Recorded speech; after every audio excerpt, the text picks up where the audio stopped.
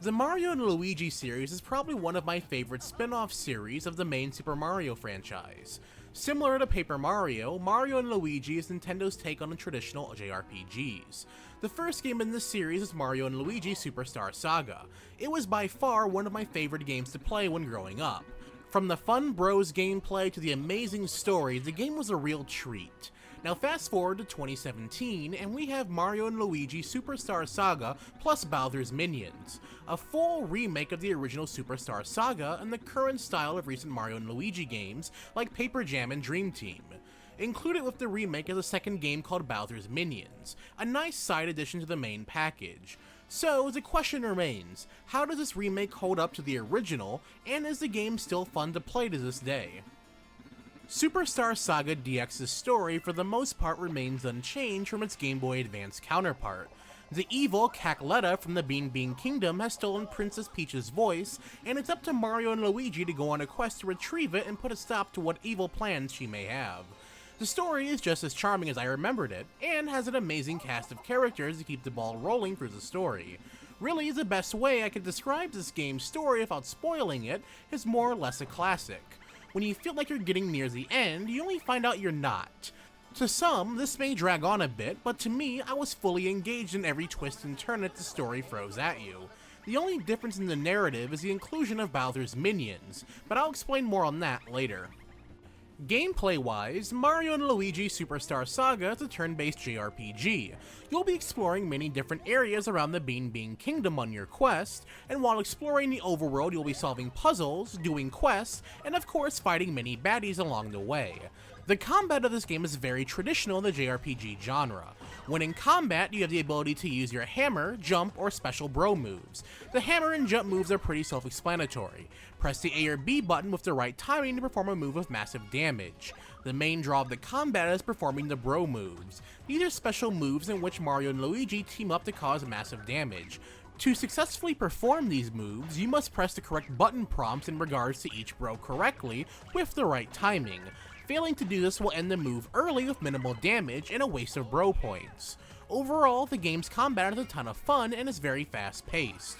While some encounter rates are pretty high, the combat is quick enough to the point where it won't be all that bothersome. That said, if you're in a hurry, there's no shame in running away.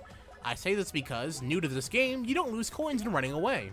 I guess we can now use this time to talk about the many changes that were brought to this remake over the original game.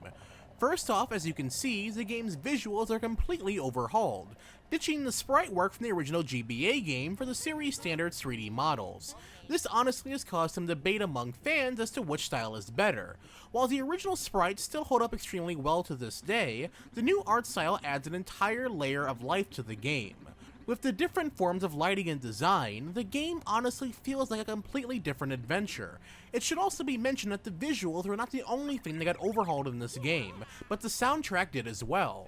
This game's OST is still very well done, but not all of the remixes hit the right notes. While it may feel like a mixed bag at times, the majority of the remixed tracks sound very good and fit the mood.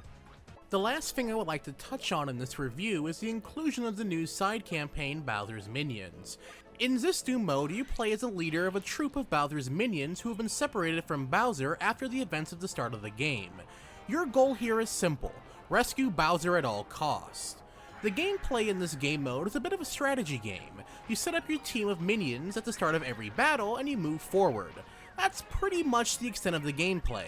The fighting in this boils down to the AI fighting and you using a combat triangle of sorts, and pressing certain buttons when prompted to perform special moves, and picking the right time to use commander abilities. These abilities will sometimes have a good way of changing the tide of battle into your favor. While there is a degree of strategy like picking the right units to combat the enemy, or what row of the battlefield they're on, there isn't too much to the overall gameplay.